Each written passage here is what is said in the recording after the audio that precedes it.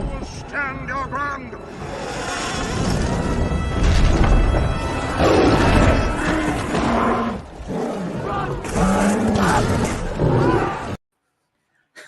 Thanks for joining us this morning as we review the third and last Lord of the Rings movie during our Tolkien week, the 20th anniversary of the theatrical release of The Return of the King. This movie, The Return of the King, otherwise known as Why didn't we take the angels in the first place? the Angels? The Eagles. Eagles in the first place. Why didn't we take the Eagles? Yeah, you can name it. You can name it that. This is The Return of the King. Why didn't we take the Eagles in the first place? We should probably ask ourselves the question. Yeah, why didn't they do that? Maybe that's how it should have ended. Wink, wink, nod, nod. We're skipping the synopsis and the rating section, going directly into the analysis and all the fun stuff, holding off the poll until the end this time.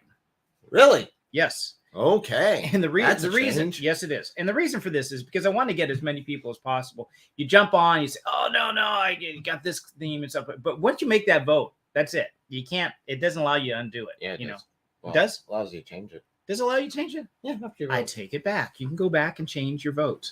So we're gonna wait. If anybody wants to make last minute changes to their vote, they can go ahead and do that. This live stream is for those who have seen the movies, or at least are willing to have spoilers, or have read the books. And if you haven't done that yet, please go see the movie. Better yet, read the books. And this book is The Return of the King. And so I would say it's pretty good. It's gripping. Tolkien's view on writing, The Lord of the Rings, is not a covert allegory for the gospel. J.R.R. Tolkien was telling a story, not necessarily proclaiming a message. In the book, Finding God in the Hobbit, Kurt Brunner, in his foreword to the book, says, "Don't be surprised to encounter God in unexpected places. After all, that's what the gospel is all about." So even though this book, this entire trilogy, is not specifically Christian material, there is stuff well within that. We're going to take a look at some of those themes today, but before we get to that, we're going to do a video clip review of the entire movie. So sit back, enjoy, grab your popcorn and coffee, which does not really work well together. Maybe something else besides coffee with popcorn. So these are just some of the highlights of the movie itself. First of all, we've always got the death of Saruman. Oh, to begin with, that happens right at the beginning of the movie, almost pretty early on. Yeah, different from the books. Books, it was one of the last things that happened after the scouring. You withdraw your guard, and I will tell you where your doom will be decided. I will not be held prisoner here.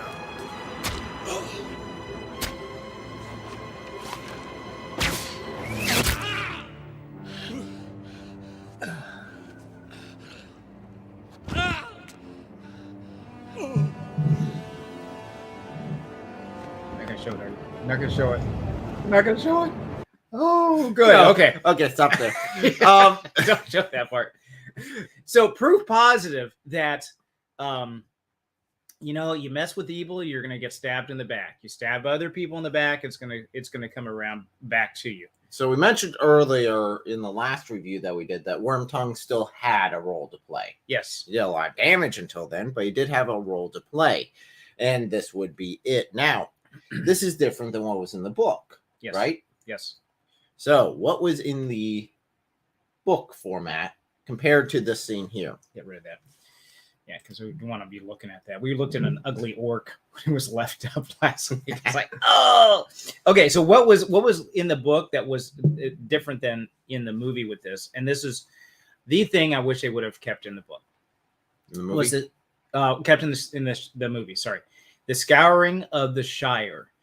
Saruman just kind of disappears after the Battle of Orthanc. They have this confrontation with him here, and then he takes off. He ends up in the Shire, and the vision that Frodo has when he looks in the pool of Galadriel about the Shire being burned and orcs there and everything, that actually does happen when he goes back. And the cool thing about it is you have this hero's journey. You go out, you come back. They start off with these just like hobbits that are more interested. Pippin and Merry are more interested in setting off fireworks and being pranksters. They come back and they are dressed as warriors. They're veterans. They're battle hardened. And they come back and Saruman, it's just kind of sad because Saruman has this kind of little setup, this little mini kingdom. He's subjecting all this hobbits. And you got this great wizard who used to be this man of power. His then picking on a bunch of little hobbits. Come on, dude. Do your own game. This is really sad.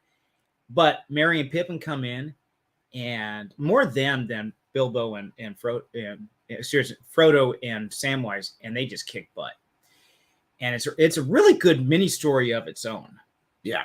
So they missed out on that, but they switched out with that scene instead. Mm-hmm. The result in the end is the same. The Shire would have been much more intriguing. Yep. So then we get to the main event that's going on. Well, one of the main events, because man, this is just packed full. There's just a lot of buildup that gets resolution in this movie. It is awesome. That is the Siege of Minas Tirith, which is on your list to vote for. This is like Helm's Deep Part 2. Yeah. Well, actually, it's so scaled up. Yeah. I was impressed whenever I went to the movie theater and saw the first one, well, the second one, where as many people was actually involved in it, and the scale. You're talking about Helm's Deep Helm's Deep, and then go back whenever they released the next one and saw this scale, and it's like, oh my you hit goodness. The next boss level, and that's it. Yeah, and this one is really out there. It was in depth. You guys saw the wolf battering ram at the beginning that they used. Right. That was good. Scaled up from the one they used in Helm's Deep, right? Yep. And then they have so many things just happening at the same time. You have the story with Aragorn, Legolas, and Gimli at the same time. Going to the dead. Get help. Yeah. But now you must die. I summon you to fulfill your oath. None but the King of Gondor may command me.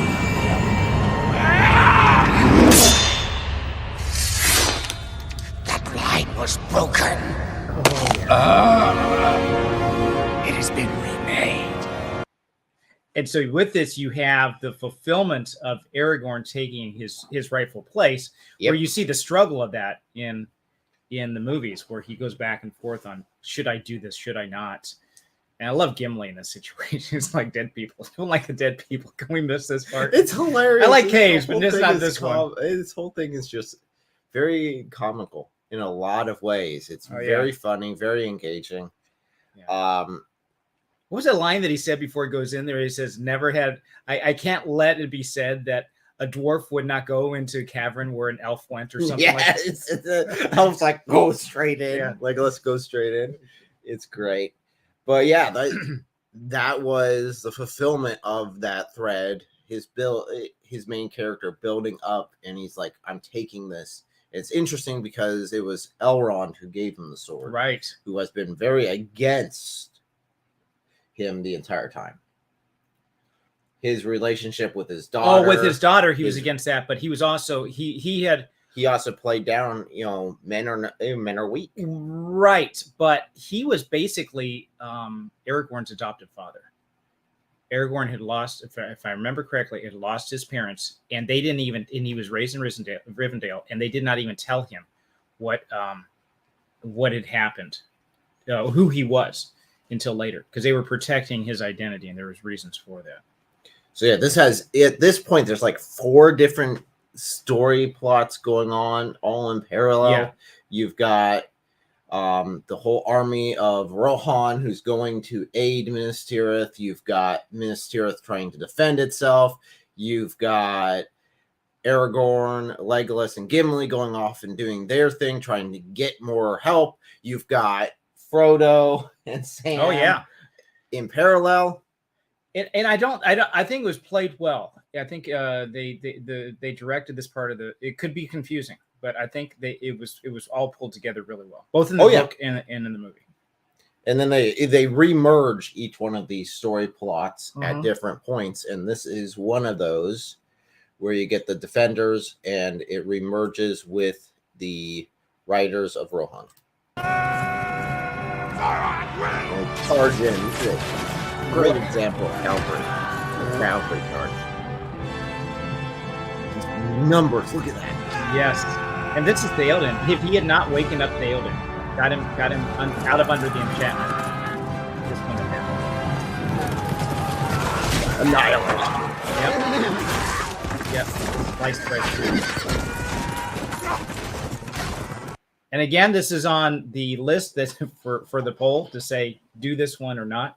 And this was it's just I find this just such a great example because cavalry are a lot of times overlooked whenever you're going through historical studies from just like public school or any sort of avenue of that one. They don't really focus on these being the tanks of the age, and this is what they were meant for, just plowing in and devastation. Heavy cavalry. Yep, heavy cavalry, just boom. So, but meanwhile, you still have the defenders where, man, what's the wizard's name? Gandalf? Completely forgot Gandalf for a second. Man alive. Mithrandir. Okay, so what about him? Gandalf faces off with the Witch King. Oh, okay, yes. This one's a rather interesting scene. Go back to the abyss! Fall into the nothingness that awaits you and your master. Do you not know death when you see it, old man? So are they equally matched? Who is it? Sword, light, fire, with the same power that Gandalf has. Whoa! Unexpected. At least, very least by him. I don't think that was in the theatrical release, if memory serves. That one, I think that was one added scene? afterwards. I think it was an additional one that they put in later. Yeah. Wow, I didn't know that. Well, so here's a question about. So he doesn't come right out and say what these different levels are. That so and so is at a certain level above this. It's almost like in a game. If you play a game, then you can see where different levels are. But how does Gandalf match up against the Witch King of Angmar? Does it? Are they on equal footing? Do they have different but same level of abilities? And so part of this goes back to the lore that you wouldn't be able to find until the Silmarillion. And the Silmarillion wasn't published until I think the 70s. Yeah, there's a lot of this that was behind the scenes that really was not apparent until that point. Right. So what we got next? So again, storylines remerging. Right. You had the whole thing with Aragorn. Now he is entering the fray as well.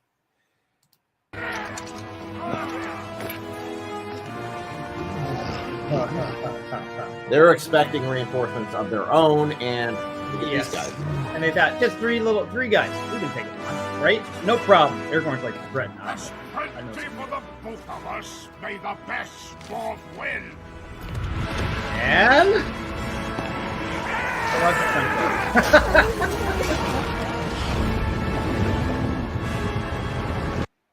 yeah, so and there are so many pieces moving in this movie, so many real quick stories going, and everything is wrapped up real nicely in this. I thought they handled the story really nicely in that regard. You know, you didn't leave anything like, oh no, I didn't see that. Right. You know, they left the gun on the mantelpiece and never end up using it. No, they used all the guns. It was well written. Sink And too. he so a note about before you do the next one. A note about Tolkien. He had started writing these in the trenches of World War I. He didn't publish it until the 50s, right? Yeah. So that's 40 years that he had this 40s, but yeah. Yeah. What? You said 50s. I said 40s. The 40s when he published it? 40s when he Okay. published it. 30 years. Sorry. He had all this time for this story to gel and to work up and to just firm up into something that's really, really good and not just rush a story out. I don't know how many times you read a story where the first one's really good and then they just kind of trail off after that because the author has to pump the next ones out in the series or whatever he or she is writing. So yeah, this is an example of something that's been marinated well over time. So yeah. And I think it paid off in spades. Yes, it did. What we got?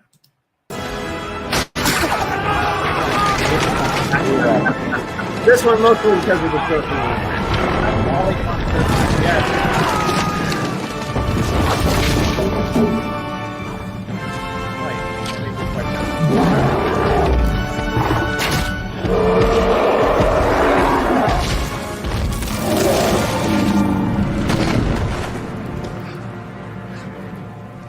That still only counts as one.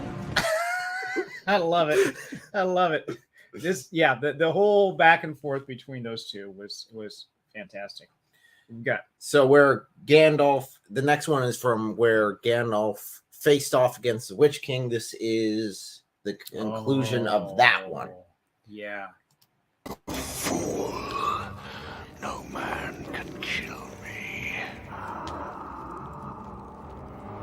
Die now.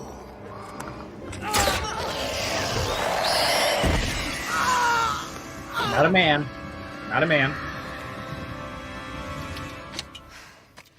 I am no man. Oh, yes. That counts. I think in the book she says, "No man am I."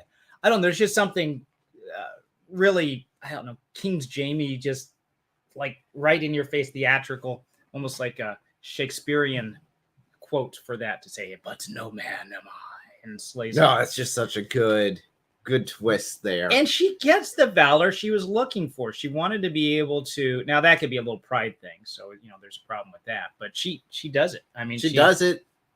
This would be a good application of the girl boss sort of thing, where she went in, she kicked butt. Yeah. Do I think that personally? Do I think there's no? I'm going to get in trouble for this. I'll keep my mouth shut. Some other time. So we got that going on. That all ends the battle. They take it to the next step. They go to Black Gate. They decide they're going to be as forceful as possible. Get out there. Yeah, winning this battle is as epic as it was not enough. Oh no, that was just the first stage. They've got to do this, and the reason why they have to push it to go to the gate was because of they wanted to cause a distraction because they know that Frodo was in the. Sorry. Frodo was in the trying to destroy the ring. He might be in Mordor right now. We need to cause a distraction. Right. And we need to have the focus on us and not on the. That was the whole point of them doing it, is that because they knew that Sauron was afraid of Aragorn, and so if they kept his eye on Aragorn, then he wouldn't be paying attention to the Hobbit. At least that's what the hope was. And they could sneak in there, and they sneak in. Right. Fantastic. Get to the mountain, and then end up battling with Smeagol. Not bad timing. Yes. But this would be the conclusion of that. Right.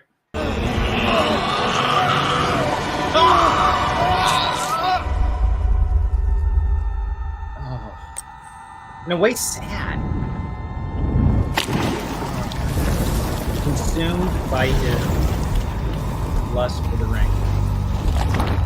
Consumed all in all by greed and desire. The ring actually did itself in on this one too. Oh yeah, right. Because of that, yep. Smeagol had a place to play, and I know that we didn't play that clip, but that was something that Gandalf pointed out in the Mines of Moria. Yeah, in the first probably movie was, hey, lines. He has a place to play. You know, right? We had mercy on him. He might have something to do yet, and there you go. He is actually indirectly the savior. So okay, what we got next? Then we've got this final clip here, which I thought wrapped it up nicely with Tolkien's point of view in a lot of ways.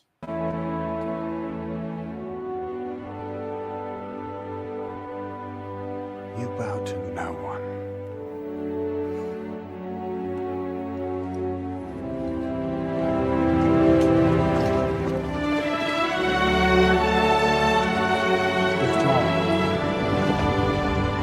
So the small and the humble are the ones that bring the victory. When they find courage, that is a huge theme that he has throughout the book, and his philosophy and his approach. And I think that scene alone did justice to that concept. Yeah, and so that is a good segue, because the first thing that we're going to pull out of this is the power of the small, or the strength of weakness, which seems like a really contradictory thing. But in I think it's in Corinthians, he says, God has chosen the weak of the world to confound the strong, and the weakness of God is stronger than man's strength. So we are not surprised that the hobbits are the ones who do this, because their resilience, and the small ones living a simple life of nature, taking courage when courage is required to topple the empires of evil. And that is one thing that Gandalf had said. Some believe only great power can hold evil in check. But that is not what I have found. It is the small everyday deeds of ordinary folk that keep the darkness at bay. Small acts of kindness and love. This is a huge thing. So where in the world is he pulling this out of? Where does Tolkien get the idea that small? I mean, it's a nice little plot twist, but is there any truth behind this? Often it's the small ones. It's not the chest pumping, Gastons of the world that the Lord chooses to use, but the meek little shepherd boy in the middle of nowhere, who's just watching his sheep and occasionally killing lions and bears that happen to show their heads up. You mean that guy? That guy. Yes. Even his own daddy didn't think he needed to be there. And he's like, oh yeah, he's just, you don't want him. He's just a weak little pathetic thing. So here's one of the things that is good that comes out of it, just even from a purely secular standpoint. If you have somebody who by his or her strength takes over, conquers the enemy, then that becomes a huge point of pride. And that pride can then be used to rule it over other people. If you have somebody who is unassuming, humble, small, and not by his or her own strength, conquers the enemy, then that person does not have a good chance to say, well, look at me. I did that because I'm so great. It doesn't happen. It's done in humility. Gandalf said, the coming of Merry and Pippin are like the falling of small stones that start an avalanche. And their encounter with the Ents was another example of how the small and unassuming can make a huge difference. And I think that's encouragement for us, because I don't know how many times we may look at situations and say, you know what, I'm just not, I've never really mounted up to anything. I've never really been able to do what I want. I'm not like this guy, I can't do what this guy does.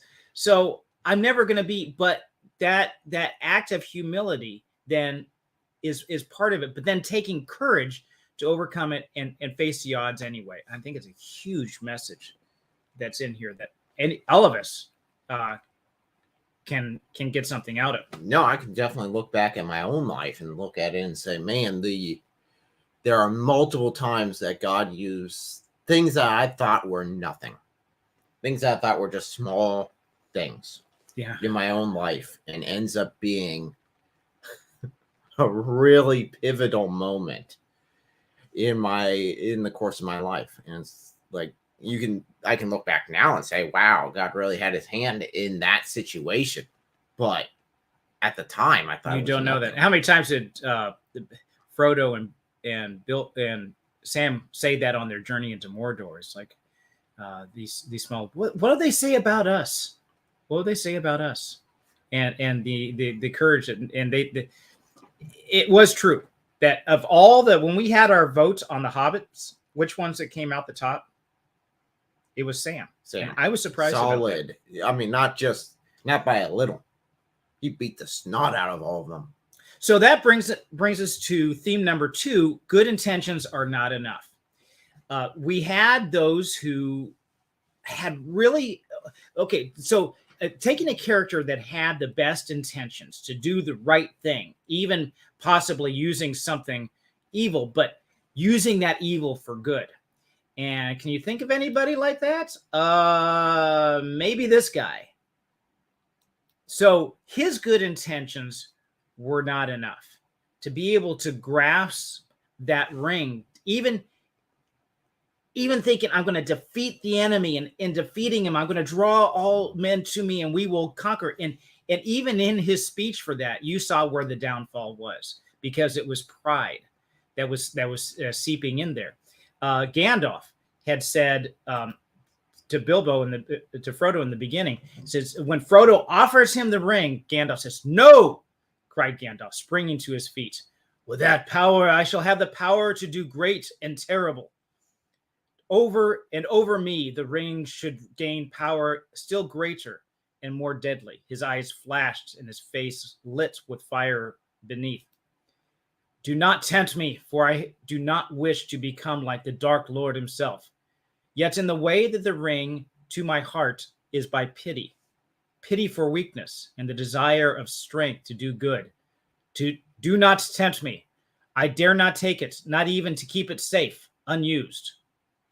So the way that the ring would corrupt Gandalf, he said, was through pity. Now, the ring would take whatever character that you have and stretch that one out until it becomes an evil. And in this case, the characteristic that Gandalf had was pity, especially for the downtrodden. Now, if you take pity and mercy too far, you crush justice. And justice, then, if it's crushed, then you have lawlessness that comes out, because no one's going to get what they deserve because you've had pity for everyone.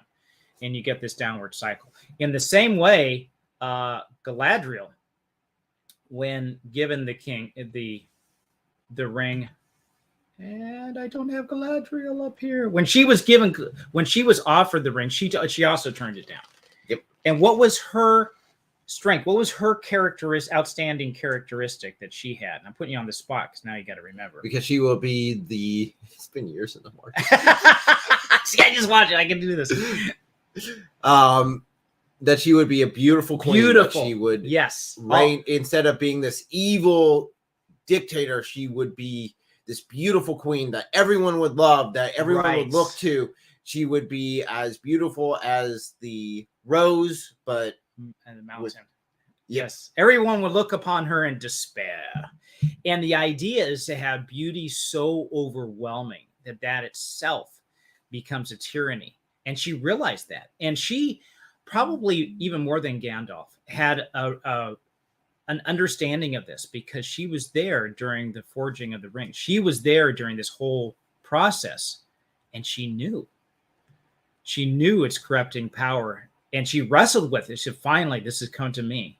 This moment has come, and she passes the test. She even says that when she was there, that she shrinks back, and she knows that if she does not take a hold of this thing, if she does not grasp it, then she's going to have to diminish and go into the West with her kin. And that's what she decided to do. And here's another aspect of the ring. We'll get into this a little bit further, is immortality, the promise of immortality. Are we wanting that so much that we end up giving up something else in the process? There is... I wanted to check the comments real quick to see what we have. Okay. A baby born to peasants. Talking about the small things. Back when we were talking about the small things. I don't think she's talking about the movie. I think she's talking about an event that's coming up soon. Well, it was a celebration of that event. Please confirm that, because I think I that's a problem with these chats, is you can't really dialogue too well with people. But I do want to hear what you have to say. Yeah, Sherry, if you could, there you go. Yeah, Jesus. Jesus. Yes. Jesus Gonzalez. Who is she talking about there? Yes, Jesus. Okay, good. I'm not totally blind. Yes, it is Jesus, of course. A babe brought in a manger. Man, so defenseless. You think about that. Yep. Taking on that position. Wow. Choosing to take on that position. Wow. The small. Just for the opportunity to have a relationship. So Jesus said the meek shall inherit the earth. And this is not the weak. This is not the weak. Meekness is strength under control. It's the picture of a huge bodybuilder holding a small infant, a newborn in his hands, just cradling it. There's strength here. He could hurt that child if he was not careful, but it's strength under control, and that's the picture of weakness. And that meekness is what is going to be inheriting the earth, because just like having this ring of power and doing anything that you want with it, but then putting it aside, Galadriel herself, that was a picture of meekness. She could have taken that, but it was strength under control. And the strength was the choice there to be able to do that. You were giving examples about God's use of the humble. Yes. So that's probably the best example. And I'll mention one thing that Tolkien used something called eucatastrophe. That was a term that he had phrased. We talked about that yesterday. That you have this bad thing that happens to people that ends up being the catalyst for something good. He said the greatest eucatastrophe in human history was the cross. And so we can also see this reflected in the birth of Jesus as well. So that's something that's throughout the Bible, multiple locations where that happens. Which is what? Where you have something so evil or seemingly to be so bad at the time turn into something great. So we talk about this ring drawing out the evil in people's hearts, or this characteristic and turning it evil. The third theme that you can pull out of the Return of the King is the inherent evil in the human heart.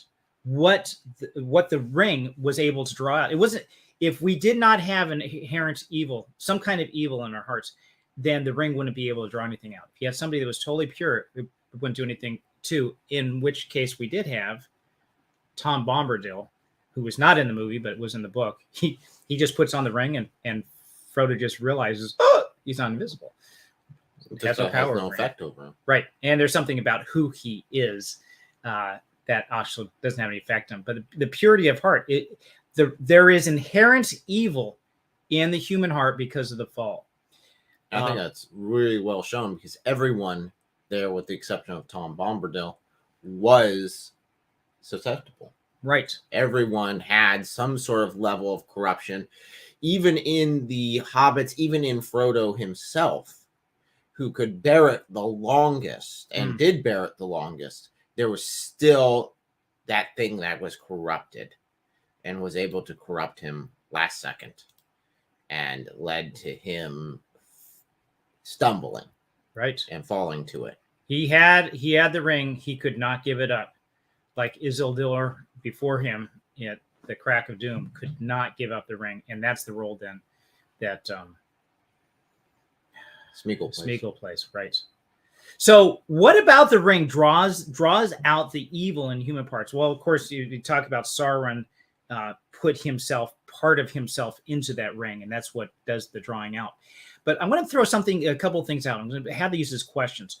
What were there certain characteristics of that ring that was able to draw out evil in people? And there's two main things that this ring does. Can you think of what they would be? First of all, it's absolute power. It promises absolute power and gives it. And that's not what I was looking for. It doesn't give absolute power. Well, in the nope. Okay, two characteristics in the books. You have that definitely whenever Sam is going into the tower. Two general characteristics I'm looking for. Don't dig too deep. Just very basic. Gold and greed. I don't know. No, invisibility is one. Invisibility can turn you invisible, and it does give long life. Those two things. So if you think of Bilbo, for example, and yes, it does give you power in a certain way, but Bilbo had the ring, and it gave him unnaturally long life. The same with Smeagol, gave him unnaturally unnaturally long life. Yeah. So it extends your life. So those two things, at least, and other characteristics as well, but I just want to draw out those two things. Those two things that the ring had. Invisibility. What can you do with invisibility? What does that allow you to do? Well, a couple of things in Tolkien's. If you could be invisible right now, say, and you could do what would you be able to do with invisibility? Drink my coffee in peace. Yes, and you could do things without people knowing. You can get away with things. You can be, and that's what happens to Smeagol. He can steal. He could kill somebody without them knowing. You could sneak in and listen into conversations on invisibility. Think of all the things you could do with invisibility. Usually not good stuff. Nope. Usually kind of bad stuff. Normally the good stuff you don't have to hide. And you also get to see things in that sort of alternate reality that you don't necessarily view. Some things are darkened and some things are lightened for you. How about immortality? The quest for immortality. Let's look at Smeagol. How he was able to live an unnaturally long life. Wouldn't that be great? Wouldn't it be great to live a long life? Well, long life, yes. Unnaturally long life, no. That's a lot of suffering. It's a lot of suffering. What do you mean by that? Because we live in a fallen world, and man, this world's messed up. and so the older you get, the more decrepit you get. I mean, look at Smeagol. Yes, your bad habits, the evil that you have tends to grow like a cancer over time. It's very difficult. And I'm not saying the old people are all bad, not at all. But I thought I say, are you speaking from experience? Shush. So you are able to those things that you're able to fight. Gandalf in the Fellowship of the Ring said, all the great secrets under the mountain. See, Smeagol went in there. He wanted to find the roots, the secrets under the mountain. So he went down deep, and he also wanted to get away from sunlight. All the great secrets under the mountain turned out to be just empty night. There is nothing more to find out, nothing worth doing. The only nasty, furtive eating and resentful remembering. He was altogether wretched, talking about Gollum. He hated the dark, and he hated the light more. He hated everything, the ring most of all. He hated it and loved it. He hated it as he hated and loved himself. He could not get rid of it. He had no will left in the matter. The ring of power looks after herself, Frodo. Quick comment.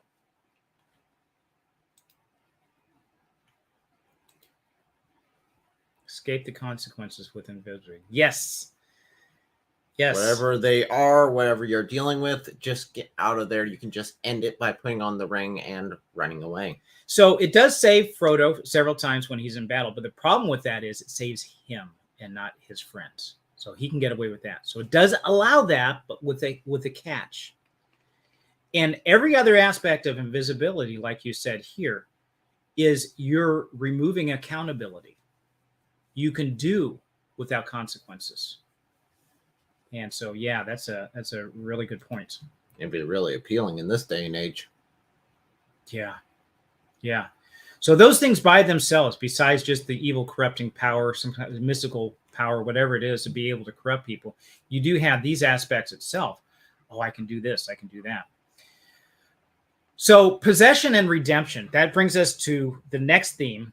This is what about Smeagol's redemption? Now that he's been captured by this ring, and it brings us out. Sorry. You silence all phones. Yes, the playing of this movie. Yes, it's my wife. So how about Smeagol's redemption? Gollum to Frodo, once it takes hold of us, it never lets go. Gollum says that to Smeagol, to Frodo. He looks up into Frodo's eyes, and as if Frodo is one of the few that knows, he says, it once it takes us, it never lets us go. And he says us, plural, both of them together. Yeah, he's nuts. Yeah. So you have this conflict between both Gollum and this is one of the Wait, which one am I? pretty faces here. I'm the bad one. That's not nice. I should go Here. over here. Right, You right be here. Gollum. So, but you do have this conflict, and this is on our poll to rating there. What back and forth between these two? Could he have been saved? Could Gollum have been saved? Yes. There's still that opportunity there. He And- did choose not to. Yes. There was a choice made.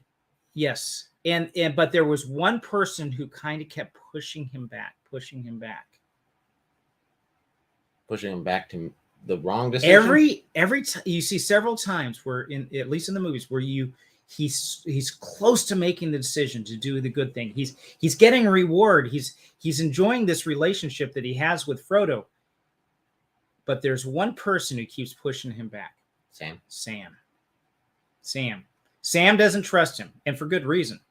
But right there on the edge, and he doesn't. And it eventually the Gollum personality rises to the surface again and comes out. So is this actual possession? Is this possession like you would see in the New Testament with demonic possession? I don't think so. I think it's actually pretty close. You think Now it's this pretty is close? this is not actually demon possession, but it's I think it's a good analogy or similarity between the two that you can point at and say, you know what, it's a lot like that, because you have this other entity that is taking over as your will is being subjected and brought over, and it's in pure darkness that it's happening, corruption. So I was going to go over, or I will be going over tomorrow, Christ figures in the Lord of the Rings. And this is another picture, an opportunity for us to take a look at it, a deeper example of, with the theology of Tolkien, were there Christ figures in the Lord of the Rings? You do have that in C.S. Lewis's writings, where you have Aslan, who specifically he is a representation of Christ. You have the whole death, burial, and resurrection in the first book, and about other characteristics that he has. And especially in the end of the Voyage of the Dawn Treader, you see some things come up where it makes it very clear. But is there something like that in the Lord of the Rings trilogy? And that question we're going to be asking tomorrow to go into a little bit deeper. So do you see any other themes that are in there before I get to a little bit on the book versus the film? Okay, yeah, there's the Return of the King, the redemption process there. Aragorn coming into his own and being accepted as the king. There's a lot of Christ mentality there, setting up his kingdom. There's just a lot of that sort of imagery used. And again, this is perfectly done as far as I'm concerned with wrapping things up. I did not feel like, oh man, I wish I would have known X or Y, or man, they never solved any of this. And that's one of the things I hate the most whenever they drop like a series in the middle of a big question or something like that. It's like, man, now I don't get a no. It's just going to end. But no, they wrapped it up nicely and gave it a good conclusion. Each character. Now they had at the end of this entire thing going to the West. Right. Who all went to the West is an interesting concept of who left. Frodo. Right. And Bilbo. Frodo and Bilbo left With the elves. With the elves because they could not live there anymore because of the path they took. Right. Because the impression that the ring had made on both of them, they had to leave in the end. And that's an interesting concept because they fought so hard for this peace to come, but yet found in it no place for themselves. Yeah. Yeah. Okay, we are. Hopefully, you've had enough time to take a look at the poll. I gave them some extra time for people to make it. What's that? Refresh. It's like oh, yes. I'm sorry. You're giving people extra time to go vote. Yeah, it's not going to change anything if you don't refresh it. That's it. That's a good point. So here we have the poll, totally refreshed to get new numbers. The question was, in the response to your polls has been great. Here's our last one for the Lord of the Rings series. Although we do have tomorrow, we have Theology of Tolkien to talk about. What was your favorite scene in Lord of the Rings movies? All 3 movies, or the books. Explain in the comments. So, Battle of Pelennor Fields, 20% Gandalf versus the Balrog. No real surprise there. 41% Frodo and Sam's friendship moments. What did surprise me a little bit was Sméagol not getting as much love here at 7%. I thought that was a really, really interesting contrast between the two. It was interesting, but it wasn't as good. Yeah. I think that's the issue. You're comparing it to a lot of the others, and you're like, well, which one of these is best? Well, of course, the battle between Gandalf and the Balrog is epic. So Spider Soldier 1039 said, friendship moments for me in both movies and books. They show how much a character remains or is lost because of the ring. And that is true with the contrast between, and Sam was the dude, man.